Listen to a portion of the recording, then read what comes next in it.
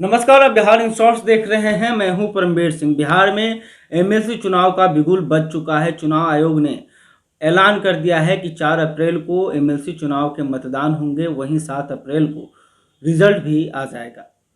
लेकिन खास बात यह है कि इस चुनाव में जनता वोट करने वाली नहीं है, बल्कि जनता के द्वारा चुने गए जो प्रतिनिधि हैं वो इन एमएलसी को चुनेंगे। 24 सीटों पर चुनाव होना है और कुल 1,32,000 मतदाता हैं जो कि इन 24 एमएलसी को चुनेंगे। और इसको लेकर अब राजनीतिक पार्टियां भी एक्टिव हो चुकी हैं और चुनावी मैदान में उतर गई हैं। खास करके लगभग सभी राजनीतिक पार्टियों के लिए यह चुनाव नाक का सवाल बन गया है। यह कैसे, यह हम आपको आगे बताएंगे। सबसे पहले अगर हम आपको बात करें बिहार एनडीए की, तो बिहार एनडीए भी इस चुनाव में थोड़ा बिखरा बिखरा नजर आ रहा है। दरअसल बिहार एनडीए में शामिल मुकेश सहनी की पार्टी वीआईपी ने ऐलान कर दिया है कि वो सभी सीटों पर अकेले चुनाव लड़ेगी, क्योंकि एनडीए के तरफ से उन्हें एक भी सीट चुनाव लड़ने के लिए नहीं दिया गया है। वहीं अगर बात करें जीतन राम मांझी की पार्टी हम की, तो हमको भी एक सीट नहीं मिला है, लेकिन हमने बगावत नहीं किया है। लेकिन मुकेश सहनी बगावत के मूड में है और उन्होंने ये ऐलान कर दिया है कि 24 सीटों पर वीआईपी अपना उम्मीदवार देगी। हालांकि अभी तक उम्मीदवारों के नामों का ऐलान नहीं किया गया है। वहीं अगर महागठबंधन की बात करें तो महागठबंधन में भी वही हाल है। जिस तरह से बिहार विधानसभा उपचुनाव में देखने को मिला था, कांग्रेस और राजद अलग अलग होकर चुनाव लड़ रहे थे, ठीक वैसा ही हाल एमएलसी चुनाव में भी है। राजद ने एक भी सीट कांग्रेस को नहीं दिया, जिसके बाद कांग्रेस ने यह ऐलान कर दिया कि वो सभी सीटों पर अपना उम्मीदवार देगी। हालांकि कांग्रेस ने भी उम्मीदवारों के नामों का ऐलान नहीं किया है, लेकिन इस मामले में राजद आगे है। राजद ने सभी सीटों पर अपने प्रत्याशियों के नामों का ऐलान कर दिया है, घोषणा कर दिया है। तो कहीं ना कहीं अब राजद के लिए भी यह सवाल है कि कांग्रेस को उसने सीट नहीं दिया है, तो ऐसे में राजद पर दबाव है कि अधिक से अधिक सीटों पर उसे चुनाव जीतना होगा। लेकिन सबसे खास बात यह है कि अगर उन्हें नेता प्रतिपक्ष की कुर्सी को बचाना है, उसे खतरे में नहीं डालना है, तो कम से कम 3 सीटों पर चुनाव जीतना ही होगा।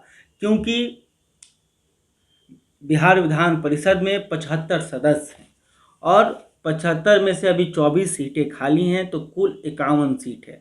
अगर 51 सीट में बात करें तो सबसे अधिक एमएलसी जदयू के पास है, उनके पास कुल 23 एमएलसी है। वहीं भारतीय जनता पार्टी के पास 15 एमएलसी है, राजद के पास मात्र 5 एमएलसी है और कम से कम राजद को 8 एमएलसी की ज़रूरत है। तो ऐसे में इस 24 सीट में से 3 सीटों पर राजद को हर हाल में चुनाव जीतना ही होगा, नहीं तो फिर नेता प्रतिपक्ष की जो कुर्सी है वो खतरे में आ जाएगी।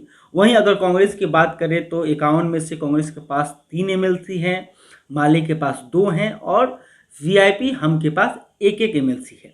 अब बात करते हैं 24 सीटों की। आखिर 24 सीट में कौन कितने सीट पर चुनाव लड़ रहा है, तो बिहार एनडीए की बात करें तो बिहार एनडीए में भारतीय जनता पार्टी सबसे अधिक 12 सीटों पर चुनाव लड़ रही है। वहीं जदयू 11 सीटों पर अपना उम्मीदवार दे रहा है और एक सीट पशुपति कुमार पारस की पार्टी को दी गई है, जो कि वैशाली सीट है। तो बिहार एनडीए में इस तरह से सीट बंटवारा हुआ है, लेकिन मुकेश सहनी को कंट्रोल करना एक बड़ा चैलेंज है, क्योंकि मुकेश सहनी जिस तरह से अपना बगावती चेहरा दिखा रहे हैं, लगातार बिहार एनडीए के खिलाफ बयान दे रहे हैं और उन्होंने यह भी ऐलान किया है कि 24 सीटों पर वो अपना उम्मीदवार देंगे। तो कहीं ना कहीं इससे भारतीय जनता पार्टी और जदयू को नुकसान हो सकता है। तो महागठबंधन में सब कुछ ठीक नहीं है। राजद अलग होकर चुनाव लड़ रही है और कांग्रेस अलग होकर चुनाव लड़ रही है। लेकिन अब बिहार एनडीए के लिए ये चुनाव इसलिए खास है क्योंकि सबसे अधिक एमएलसी इन 24 जो सीटों पर चुनाव हो रहा है, उनमें से सबसे अधिक अगर एमएलसी किसी के पास था तो वो भाजपा के पास था। भाजपा के पास 12 एमएलसी थे।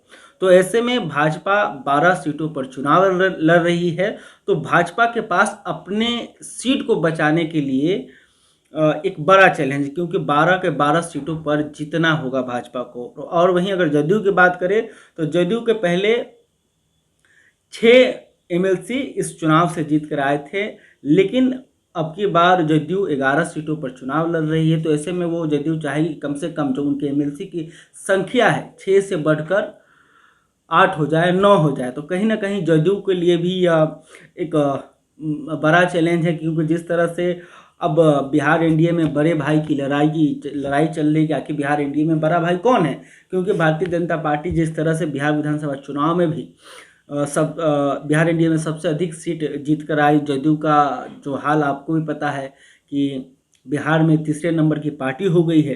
तो जदयू को अपना संख्या बढ़ाना है, तो वो चाहेगी कि कम से कम जो एमएलसी का सीट है वो अधिक से अधिक जीते। वहीं कांग्रेस के पास यह चैलेंज है कि जिस तरह से कांग्रेस का आधार, जो जनाधार है बिहार में ख़त्म होते जा रहा है, तो कांग्रेस चाहेगी कम से कम एक भी सीट जीत लें और अपना जनाधार को मजबूत करे। क्योंकि अब विधानसभा उपचुनाव के समय देखा गया था कि जब कांग्रेस और राजद अलग अलग होकर चुनाव लड़ी थी तो कांग्रेस के जो प्रत्याशी थे उनका जमानत जब्त हो गया था, यानी कि उनको वोट कम मिले थे। मतलब लड़ाई में कांग्रेस कहीं नज़र ही नहीं आ रही थी। और इसी के कारण तेजस्वी यादव ने इन्हें एमएलसी चुनाव में एक भी सीट नहीं दिया है, जबकि कांग्रेस चाहती थी कम से कम 6 से 7 सीट मिले। और लालू प्रसाद यादव भी मन ही मन उन्होंने हामी भर दी थी, लेकिन लास्ट तक तेजस्वी यादव अड़ गए। वो उन्होंने कहा कि विधानसभा उपचुनाव में जिस तरह की इनकी स्थिति हुई थी और उनके जनाधार को देखते हुए एक भी सीट देना हमें उचित नहीं लगता है। तो ऐसे में अब कांग्रेस को अपना ताकत को बढ़ाना होगा, ये दिखाना होगा कि उसका भी जनाधार बिहार में अभी बचा हुआ है। तो इस सारी बातों को देखते हुए यह चुनाव राजद के लिए भी महत्वपूर्ण है, भाजपा के लिए महत्वपूर्ण है और जदयू के लिए भी महत्वपूर्ण है और कांग्रेस के लिए तो है ही, क्योंकि कांग्रेस जिस तरह से बिहार में ख़त्म होते जा रही है तो उसके लिए एक बड़ा चैलेंज है। तो अब खैर यह तो चुनाव और चुनाव का रिजल्ट ही बताएगा कि कौन पार्टी कितना अच्छा प्रदर्शन कर पाई और क्या भारतीय जनता पार्टी अपने 12 सीटों को बचाने में कामयाब होती है या फिर राजद 3 से अधिक सीटों पर चुनाव जीतने में कामयाब होता है। अगर 3 से कम सीट राजद को मिलता है तो फिर नेता प्रतिपक्ष की जो कुर्सी है वो खतरे में आ जाएगी। वहीं जदयू को अपनी सीटों को बढ़ाना है, क्योंकि विधानसभा में जिस हिसाब से उनके सदस्य कम हुए हैं तो वो जदयू चाहेगी कम से कम विधान परिषद में उनकी सदस्यों की संख्या अधिक से अधिक हो। तो यह बात 7 अप्रैल को मालूम चलेगा कि जब 7 अप्रैल को चुनाव के परिणाम सामने आएंगे तो देखने को मिलेगा कि किसने कैसा प्रदर्शन किया है। बहरहाल अभी तक आपने हमारे चैनल को सब्सक्राइब नहीं किया है तो जरूर कर ले। और आप क्या सोचते हैं एमएलसी चुनाव को लेकर, भाजपा को लेकर, जदयू को लेकर, कमेंट करके बताइएगा। ये वीडियो आप फेसबुक पर देख रहे हो तो हमारे पेज को भी लाइक कर लीजिएगा। धन्यवाद।